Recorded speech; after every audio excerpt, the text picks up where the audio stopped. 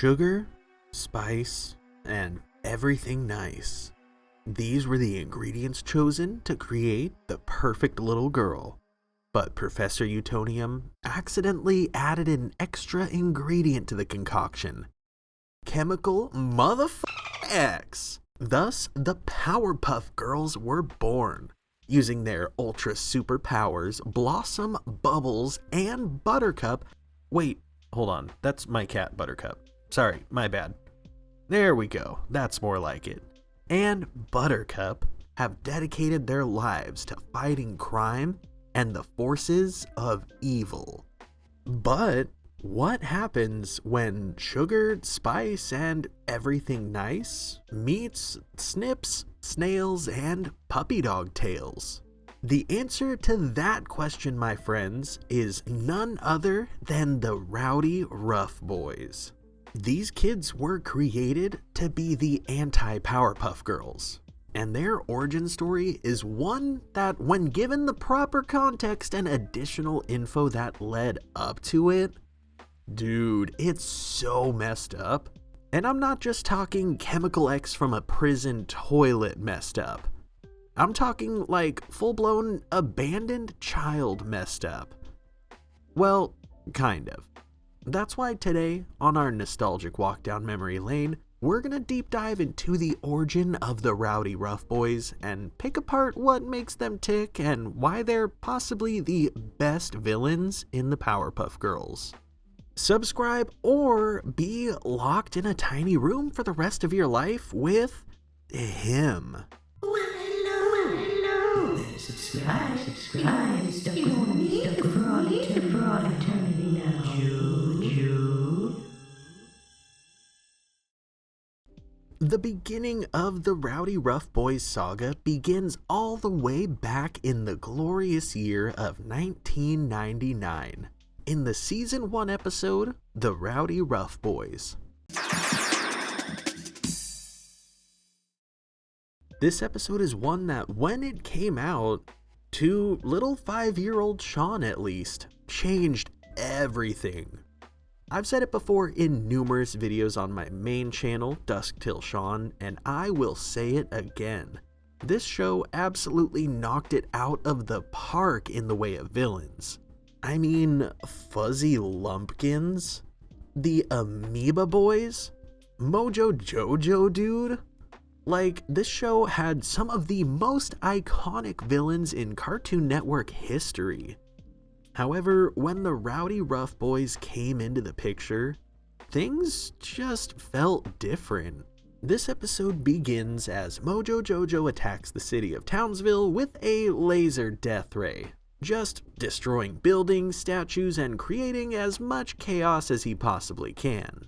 Of course, the Powerpuff Girls show up and they beat the absolute snot out of Mojo, getting him arrested and sent to jail. As soon as he gets out of jail, of course he does it again, this time using the death ray from his giant flying observatory to fight the military and cause more chaos. Just like we saw before, the Powerpuff Girls show up again, completely destroy him, and they send him packing to jail yet again. Like clockwork, Mojo serves his sentence and gets out, this time piloting a giant mech suit to attack the city. The girls beat him easily yet again, getting him booked into jail. But this time, his rage is uncontainable. The burning, deep-rooted hatred that he feels for the girls rages inside of him, craving vengeance.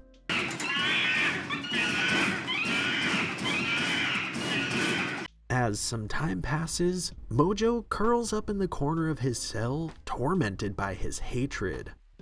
After stewing on it for a while though, he comes up with a dastardly plan. He uses his phone call to ring the Powerpuff Girls' house, getting Professor Utonium on the phone, claiming to be a journalism student at Townsville Community College and doing a report on the Powerpuff Girls. He asks the professor what the girls are made out of, and with not much consideration whatsoever, the professor is pretty quick to spill the beans. Sugar, a pinch of spice, 1 tablespoon of everything nice, and accidentally had a drop of Chemical X. Mojo, surprised by the simple recipe, hangs up on the professor and he starts contemplating how he can make his own version of the Powerpuff Girls. However, he feels like the recipe could use a more masculine twist to it. He looks around the cell block, seeing all of these manly men around, and he ends up clipping some armpit hairs from one of them. Then, at lunch, he requests the escargot instead of the slop that they're serving. And lastly, he hides in the shadows and awaits a canine unit to walk by so that he can straight up rip its tail off. Snips and snails on a puppy dog tail, all that leaves is Chemical X. Mojo looks around for something similar in potency to Chemical X, and he ends up going with the sludge from the toilet, which is glowing bright green. He takes a massive whiff, relishing in the scent of the toilet, and before you know it, he's got a full-blown ritual set up with skulls and candles and everything. He drops his ingredients into the toilet, flushes them down, and after a moment of silence, the bowl starts to rumble with the might of his creation being born. The toilet shoots a seemingly unending burst of brown liquid, flooding the entire cell block with its nasty muck. But when it drains, left behind is none other than Mojo Jojo's self-proclaimed sons. We're the Rowdyruff Boys! Butch, we're here to kick some butt. Okay, so first of all, we have Boomer. He's the male equivalent of Bubbles. He sports blue and has blonde hair just like she does. In the first episode, if we're being honest, the boys don't really express their inner personality all too much. Either that or they just weren't fully fleshed out as characters yet. Regardless, they would become a lot more unique individually, and we would see a lot more of their personalities as the episodes would go on. As far as Boomer goes, he's been given the nickname Dumber Than the Dumbest, and he's usually the loudmouth who gets picked on because he's the middle child. Next up, we have Brick. He's the Duke of Destruction, the King of Crushing. He's the counterpart to Blossom, however, he sports more of a fire engine red instead of pink like she does. Again, as was the case with Boomer, there's not much of a personality in this episode, he's just kind of the confident leader here. Over time though, he becomes a lot more cruel and menacing. He's violent, nasty, and kind of crazy. And lastly, we have Butch, the Baron of Berserk. He's the male equivalent of Buttercup, sporting the same shade of green as she does, as well as black hair. As time went on, he would become the one who constantly craves chaos and destruction, usually leaning a lot more wacky in his insanity and cruelty. Just like the Powerpuff Girls, they all have special unique superpowers, and they all fight together as a team. I do have to admit though, it is kind of weird that they were born all of 2 seconds ago and immediately they know who they are and what their roles in life are. I mean, most people are born and grow into their body and personality. Meanwhile, in the case of both the Powerpuff Girls and the Rowdyruff Boys, they were literally born and immediately were like, yep, this is who we are and what we named our superhero group within just seconds of spawning into this existence. Sure, I get that they were created in a lab or a prison or whatever, but still, it's kind of weird to think about it like that. The way they already had identities and knew how to use their powers the second that they began existing makes it seem like they already existed previously. It's kind of odd.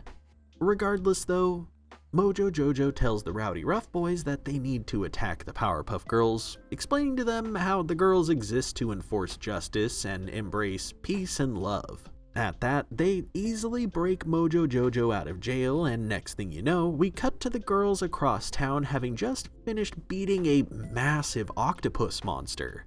Why don't you guys pick on someone your own size? The Rowdyruff Boys attack the Powerpuff Girls, leaving them stunned, and of course Buttercup immediately gets pissed off and jumps into action. The boys get the best of her though, and when Bubbles and Buttercup start to help her, the Rowdyruffs are left shaken, as they expected the girls to immediately cry and run away. At that, the two groups start duking it out, seemingly well matched for one another and landing a pretty nearly equal amount of hits. Ultimately though, as the two charge at each other head to head, fearless, the battle spreads across the entire city, causing nothing but chaos and destruction for all of the citizens of Townsville. Hello, Blossom. Goodbye, Blossom. Hello, Bubbles. Goodbye, Bubbles. Hello, Buttercup.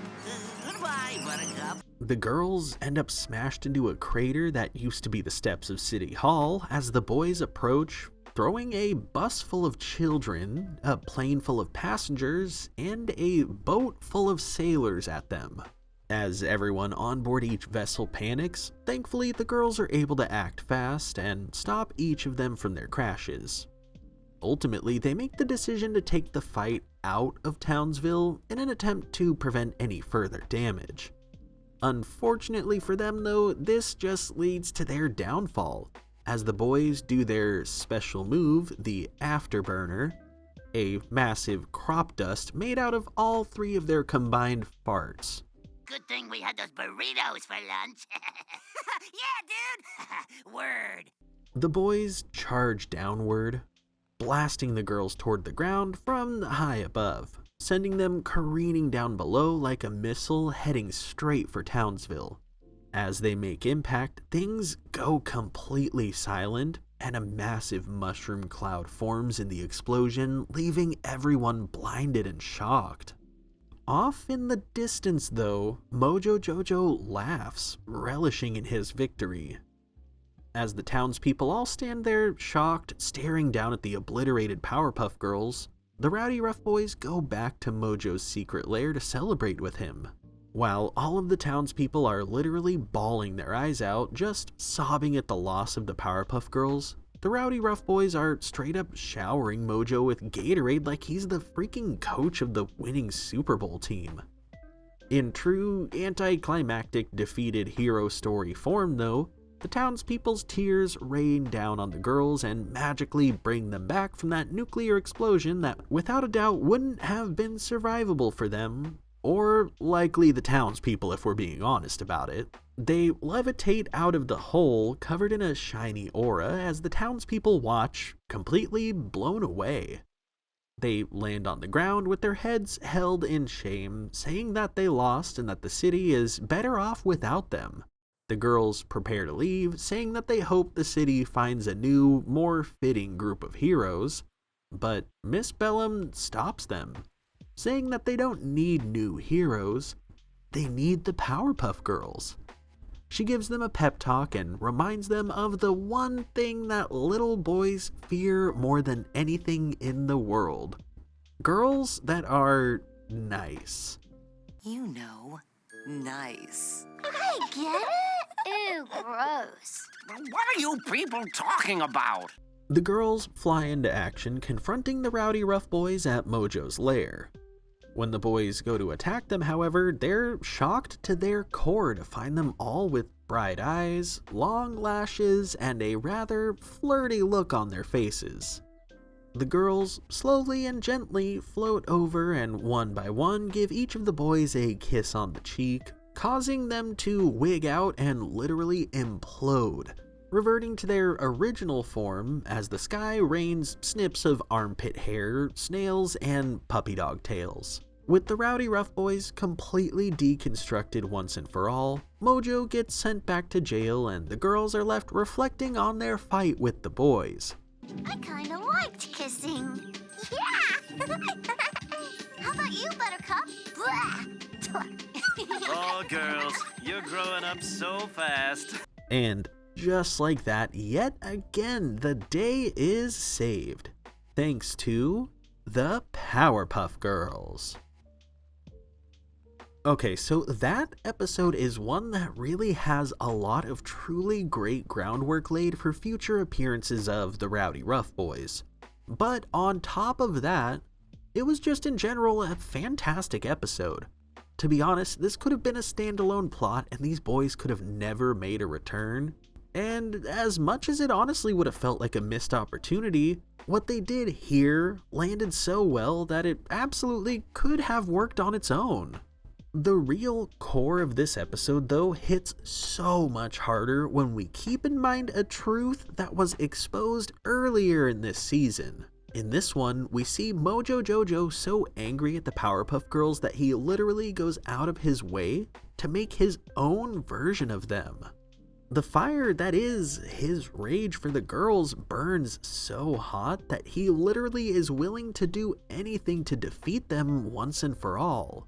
However, what we really need to keep in mind is where that anger stems from. Mojo isn't just some villain who's bent on world domination and is angry because of his constantly being thwarted by the Powerpuff Girls.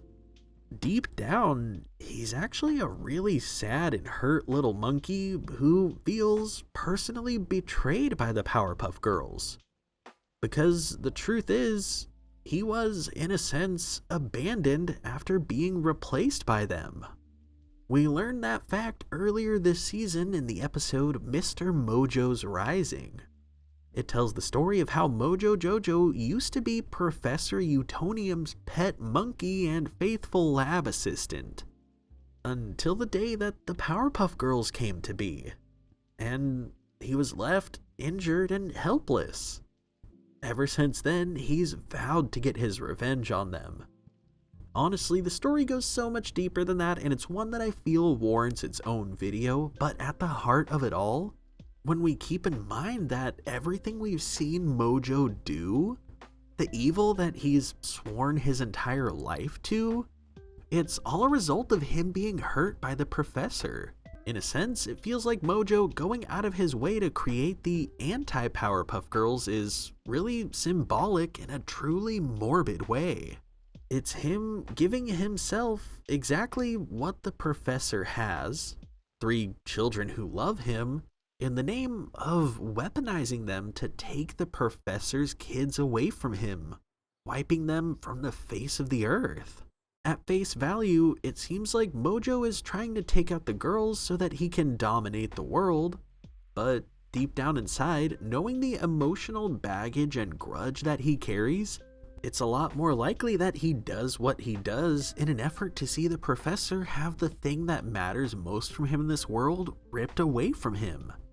His children. In this context, Mojo himself ending up with 3 kids would just be the icing on the cake for him as he watches the professor loses his entire world. All in all, the origin story of Mojo Jojo is one that genuinely is rooted so deep in tragedy. It's a dark and haunting tale that honestly changes the context of nearly every other Mojo Jojo episode when you keep it in mind. Especially all the twists that end up coming along with that episode.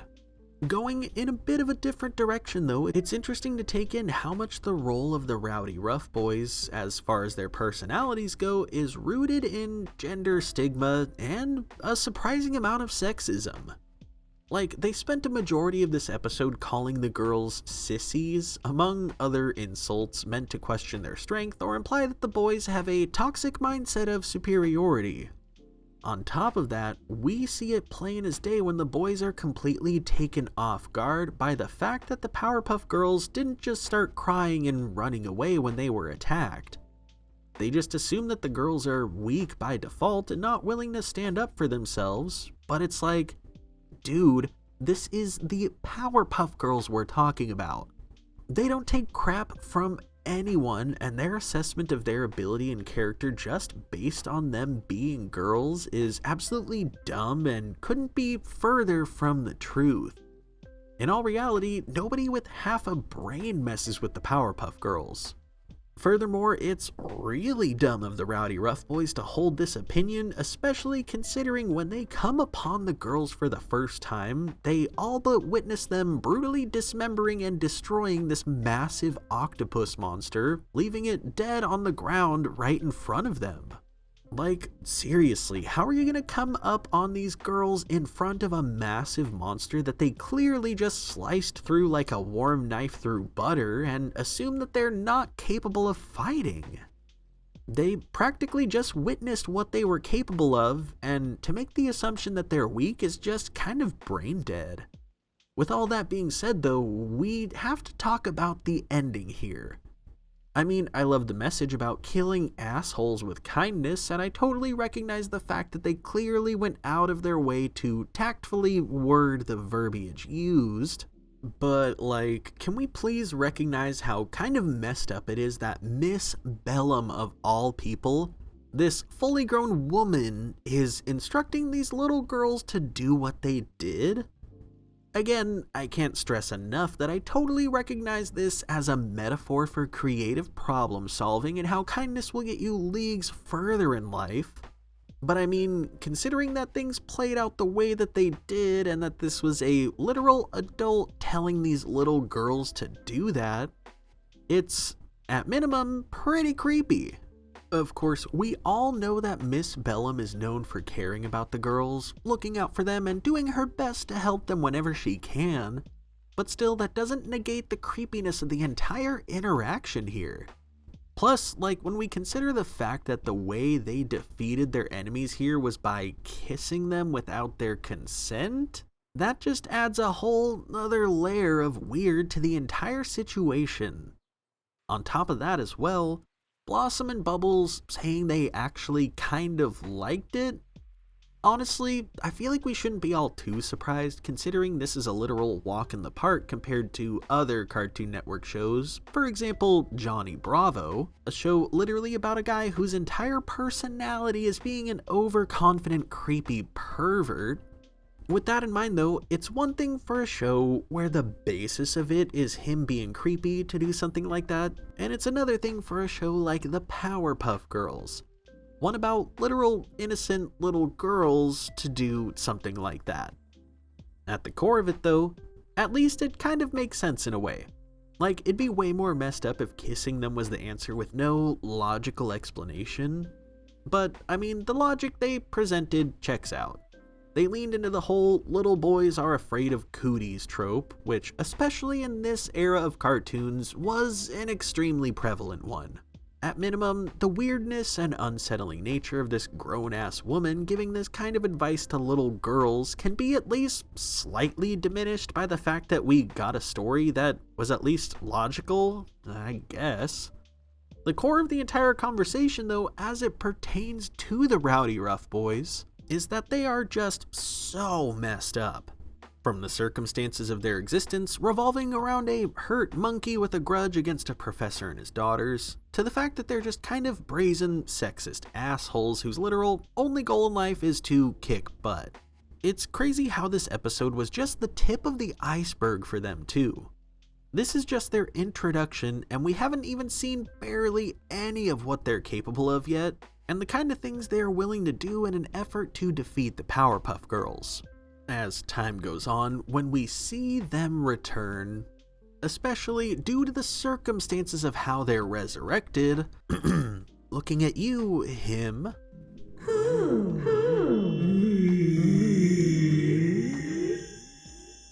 we would see them getting more and more vicious and hell-bent on destruction. As time goes on, these characters just grow more and more sinister. Their plots get more and more destructive, and surprisingly, there genuinely are a lot of deep layers to their characters. Looking at the Powerpuff Girls in general, for such a light-hearted cartoon, it's crazy how big of a tale that it weaved. There are so many golden episodes of this show that have just a mind-blowing amount of ties to one another. With that being said, I'd love to know, where do you want to go next? Should we dive into the episode covering Mojo Jojo's origin story, or should we check out the next appearance of the Rowdyruff Boys? Let me know what you want to see down in the comments, and whichever is the most requested, I will totally tackle next. Really quick though, I want to give a huge shout out to my friends in the True 90s Kids tier on both Patreon and YouTube memberships over on my main channel, Dusk Till Shawn.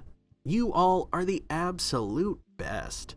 It's generous folks like you that keep this operation up and running, and I really appreciate every single one of you. If you enjoyed this video, be sure to drop a like and give a little praise to the algorithm in hopes that it pushes this one to everyone else, and as always, thank every single one of you so much for watching. I'll see you in the next one. Peace.